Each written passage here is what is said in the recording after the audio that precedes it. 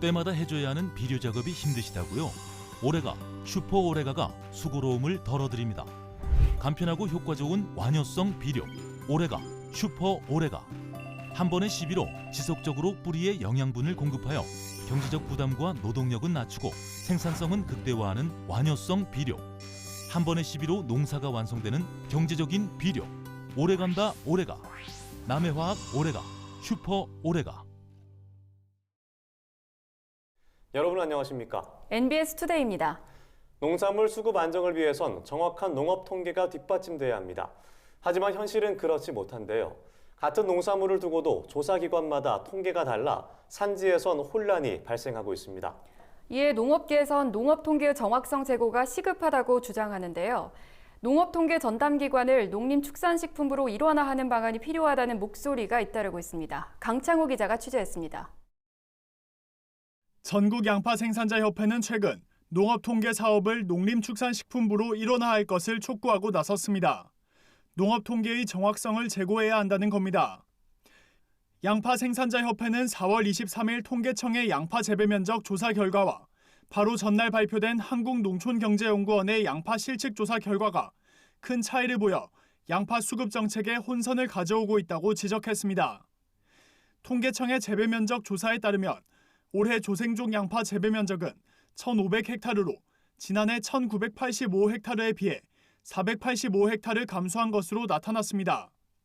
하지만 농경연의 관측에 따르면 올해 조생종 양파 재배 면적이 2,939헥타르로 지난해 2,683헥타르 대비 256헥타르 늘어난 것으로 조사됐습니다.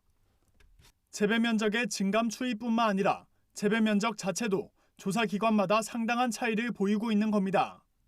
실제로 조생종 양파의 출하가 시작되며 가격 급락이 이어지고 있는데 통계청은 조생종 양파 재배 면적이 감소했다는 통계를 발표하니 산지의 수급 조절에 혼선이 생길 수밖에 없는 겁니다.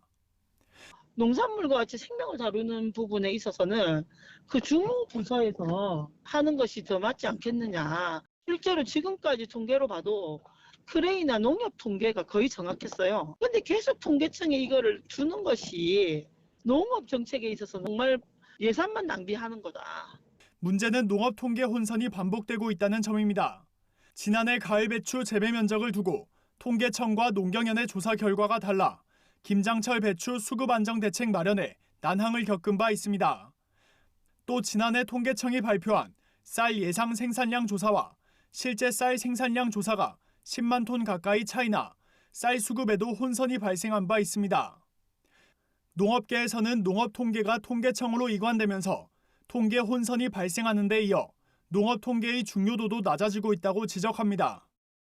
서삼석 더불어민주당 의원이 농식품부로부터 제출받은 농식품부 통계인력 통계청 이관 현황 자료에 따르면 정부 조직 개편에 따라 1998년 410명, 2008년 667명 등 총 1,077명의 통계인력이 농식품부에서 통계청으로 넘어간 것으로 나타났습니다. 하지만 농식품부가 2008년까지 통계청으로 20종의 농업 통계를 이관했는데 현재 통계청이 관리하는 농업 통계는 9종밖에 남아있지 않은 것으로 확인됐습니다. 서삼석 민주당 의원은 기존에 관리되다가 사라져버린 농업인들에게 유용한 농업 통계를 되살려야 하고 농업 통계는 농식품부가 주도적으로 관리해야 한다고 지적했습니다. 전문가들도 농업 통계의 정확성을 높이고 전문적인 통계 사업을 추진하기 위해선 농업통계기관의 일원화가 필요하다고 주장하고 있습니다. 통계청은 통계 관리, 전체적인 통계 기준 이런 것만 만들고 실제 통계를 생성하는 거는 각 부서들이 하거든요. 생산량 통계나 이런 거는 농림부하고 일원화시키면 비용도 절감할 수 있고 정확도 높일 수 있고 그렇지 않을까요? 농산물 수급 정책의 기초가 되는 농업통계, 보다 정확한 통계 조사를 위한 사업 재조정이 필요해 보입니다. MBS 강창호입니다. 농촌 인구의 고령화 문제는 어제 오늘 얘기가 아니지만 그 심각성은 해마다 높아지고 있습니다. 농가 10명 가운데 4명 이상은 65세 이상의 고령자라는 조사가 나왔는데요. 이는 관련 조사가 시작된 2000년 이래 최대 수준입니다. 농촌의 인구수도 더욱 감소하면서 전체 인구에서의 비중이 더 낮아진 것으로 조사됐습니다. 손현진 기자가 전해드립니다. 농촌 인구의 고령화 문제가 갈수록 심각해지고 있는 것으로 나타났습니다. 최근 통계청의 2020년 농림어업 총조사에 따르면 농림어가의 65세 이상 고령 인구 비중은 42.1%로 10명 중 4명꼴이었습니다. 이는 2015년에 비해 4.3%포인트 높아진 것으로 전체 인구의 고령 인구 비중에 비하면 2.7배 높습니다. 통계청에서 관련 조사가 이뤄진 2000년 이래 최고 수준입니다.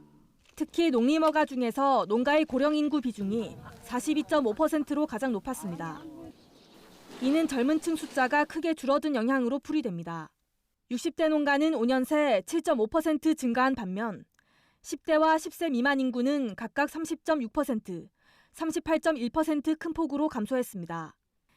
2015년 당시 60세를 기록했던 중위 연령은 지난해 62세로 높아졌고 50대 이상 인구는 전체의 75%, 무려 4분의 3에 이른 것으로 나타났습니다. 2000년도에는 평균 연령이 58.3세였다가 지금은 2020년 기준에 66.1세니까요. 계속 머물러 계신 분들이 이제 고령층이라고 보시면 고령화가 이제 심화된다고 볼 수가 있습니다. 젊은 층들이 유입되지 않는 한 국내 농림어가는 총 118만 1000가구로 2015년에 비해 4.5%, 5만 6천 가구 감소했습니다.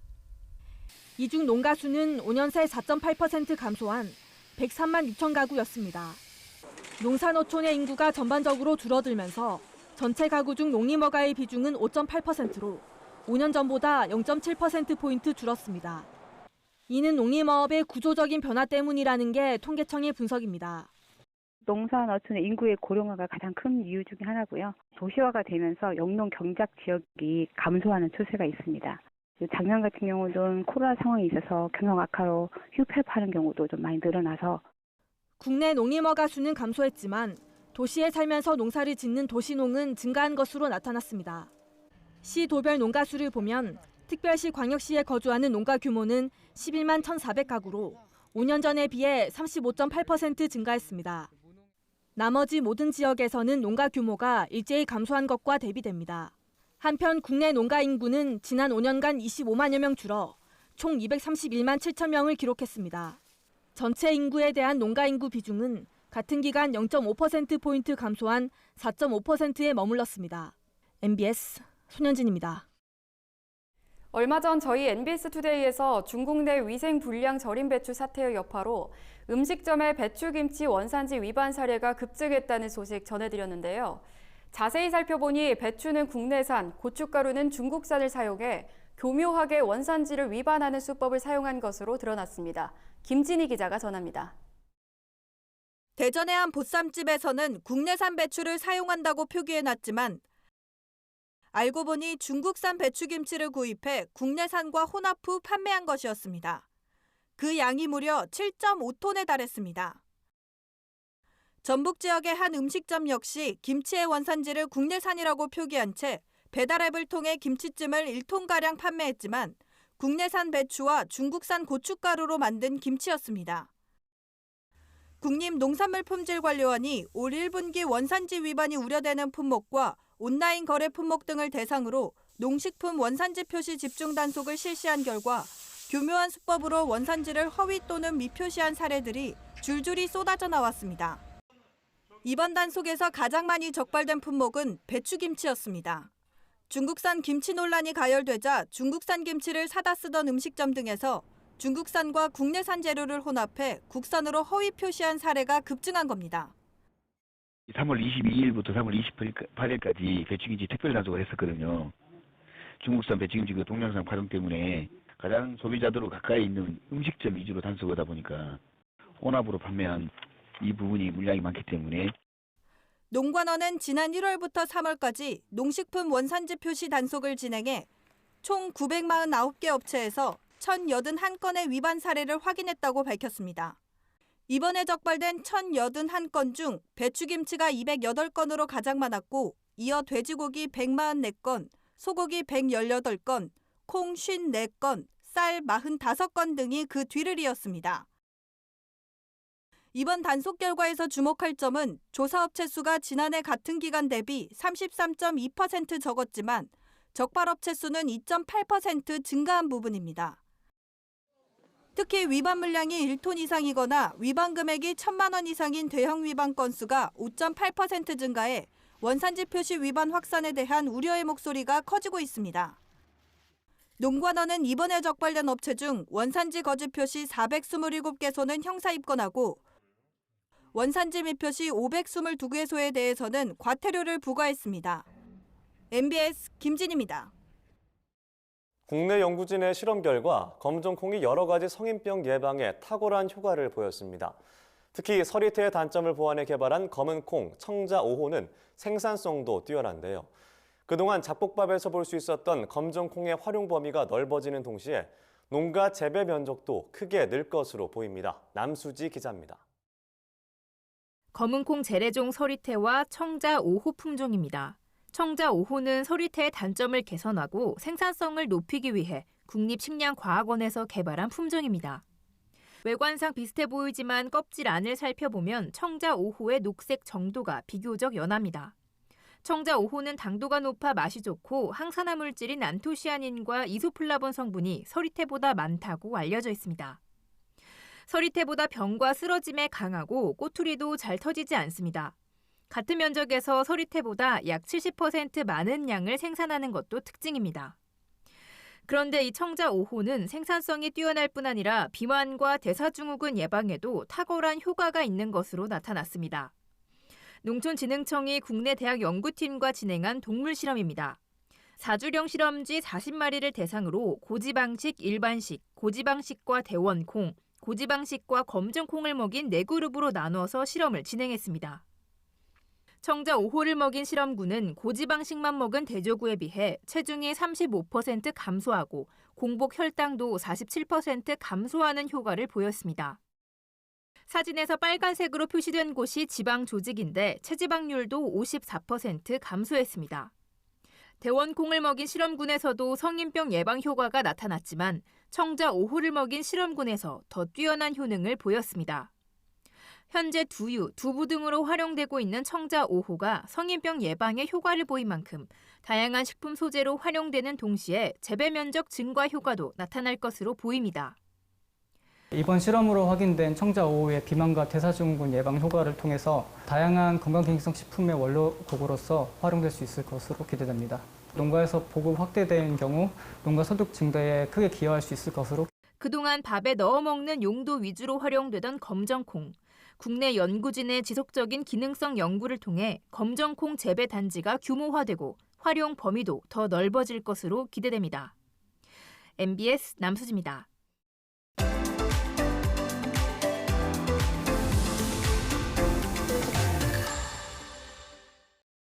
외지에서 온 귀촌인에게 월세 5만 원에 임대주택을 제공하는 지자체가 있어 화제입니다. 바로 충북 괴산군인데요.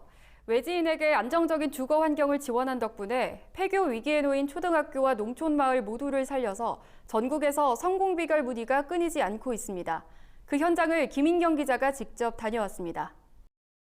조용한 시골 마을에 아이들 웃음소리가 울려 퍼집니다. 커다란 느티나무 아래 삼삼오오 모여 그저 뛰어놀기만 해도 웃음이 나고 따사로운 봄날 야외에서 실로폰을 두드리면 음악 수업도 지루함 없이 즐거움만 가득합니다. 이곳은 충북 괴산군 청안면 부흥리에 자리한 백봉초등학교입니다. 지금은 재학생 수가 42명, 병설 유치원까지 합치면 50명이 넘는 아이들이 다니지만 2017년만 해도 사정이 완전히 달랐습니다. 농촌 고령화로 인해 20명이 채 되지 않는 학생 수에 통폐합 대상 학교로 전락하고 만 겁니다. 백봉초등학교는 통폐합 대상 학교다 해서 학교가 없어질 위기에 봉착했습니다. 학교가 없어지면은 완전히 미래가 없어지는 거잖아요. 거기다가 학교가 없어지면 바로 또 마을이 없어지게 돼요. 부흥리 5개 마을의 이장과 부녀회장 등 15명이 제비마을 부흥권역 추진위원회를 꾸린 것도 이때부터입니다. 중앙정부와 괴산군의 지원을 받아 임대주택을 짓기 시작했고 6가구가 살만한 빌라 2동이 완성됐습니다. 괴산군이 아닌 타 지역에 거주하면서 초등학생 자녀를 둔 학부모를 대상으로 입주민을 선발했는데 신청 열기가 어마어마했습니다. 지난해에는 6가구 모집에 무려 100가구 이상이 가신청을 했고 최종적으로 6대1 이상의 경쟁률을 기록했습니다. 이 마을이 이렇게 외지인에게 선풍적인 인기를 끈 건 바로 주거 문제가 해결됐기 때문입니다. 이 마을에서 제공하는 임대주택입니다. 59제곱미터 18평 주택에는 널찍한 거실과 깔끔한 주방, 2개 또는 3개의 방까지 가족이 살기에 부족함이 없습니다. 2층에 위치한 집은 다락방에 테라스까지 있는데요. 별장 부럽지 않은 구조에 집을 보러 오는 사람들마다 입이 떡 벌어집니다.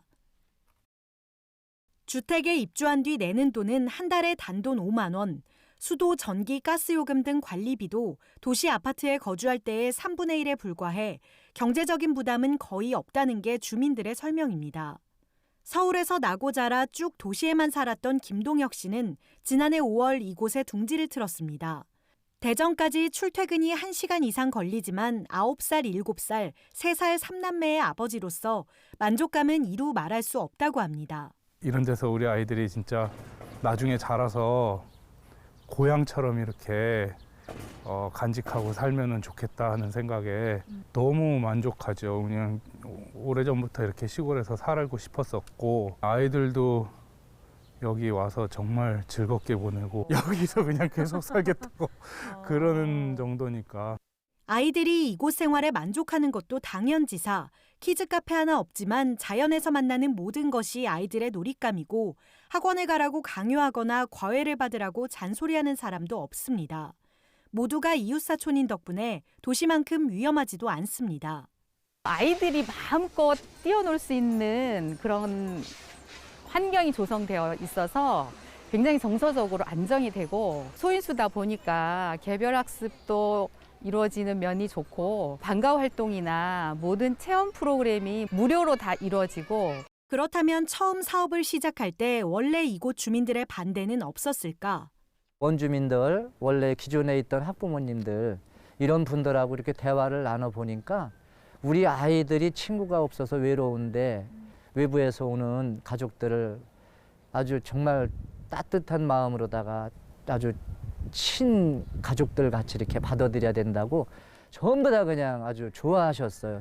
사업의 반응이 뜨거운 만큼 괴산군은 이 사업을 내년까지 군내 전체 9개 면으로 확대 실시할 계획입니다.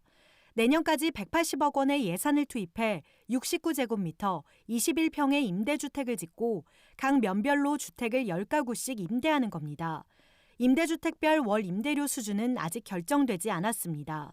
젊은 층의 귀농귀촌인을 유입해서 마을의 활력을 좀 창출할 수 있도록 하는 사업입니다. 올해는 우선 5개 면을 대상으로 이제 시행을 하고요. 내년에 차례로 4개 면에 대해서 10호씩 조성할 계획입니다. 다만 함께 풀어야 할 과제도 있습니다. 가장 시급한 건 도시에서 온 학부모의 일자리가 마땅치 않다는 겁니다. 의료와 교육 인프라가 취약한 점도 도시민이 이주하는 데 불안 요소로 작용하고 있습니다. 아이들 학습 능력을 향상시킬 수 있는 어떤 시스템이나 지원 같은 거는 군이나 교육청의 지원 없이는 할 수 없는 거거든요. 예를 들어서 영어 특성화 학교, 그것도 뭐 역사나 수학 교육을 영어로 한다, 뭐 이런 거 특별한 것들 있잖아요. 또 임대주택은 자녀가 초등학교를 졸업할 때까지만 제공되는 만큼 그 후에도 이들이 괴산에 계속 정착하도록 잡아끄는 것도 군이 해결해야 할 숙제입니다. 임대주택을 마련만 해드리면 거기서 이제 끝이 아니라 장기적인 정착을 좀 제고할 수 있도록 일자리 관련돼서도 많이 이제 연계해가지고 지원할 수 있는 방안을 마련을 해야 될 걸로. 외지인에게 거주 공간을 제공하는 지자체의 자구 노력이 농촌을 다시금 되살릴 수 있을지 주목됩니다. NBS 김인경입니다. 이어서 간추린 소식입니다. 충청북도가 영농 일손 부족에 대응해 운영하는 농작업 대행 서비스가 큰 호응을 얻고 있습니다. 충북도가 운영하는 농작업 대행 서비스는 농기계 조작이 어려운 70세 이상 고령농과 영세농, 여성농 등을 대상으로 경운작업, 이양, 비닐 피복, 수확 등 영농 활동을 지원하는 사업입니다. 비용도 경운작업 기준 3.3제곱미터, 한 평당 100에서 300원으로 저렴합니다. 충북도는 지난달부터 11개 시군에 15개 대행 서비스 센터를 운영 중입니다. 지난해 6,653농가를 지원했고 올해는 지난 20일 기준 1,582농가를 지원했습니다. 농작업 대행 서비스 관련 자세한 사항은 시군 농정 담당 부서 또는 농업기술센터로 문의하면 됩니다. 전라북도가 초등 돌봄교실과 방과 후 학교 연계형 돌봄교실을 이용하는 초등학생을 대상으로 5월부터 과일 간식을 제공한다고 최근 밝혔습니다. 전북도는 총 9억 4,800만 원의 예산을 투입해 도내 398개교 14,715명에게 신선한 과일을 무상 제공합니다.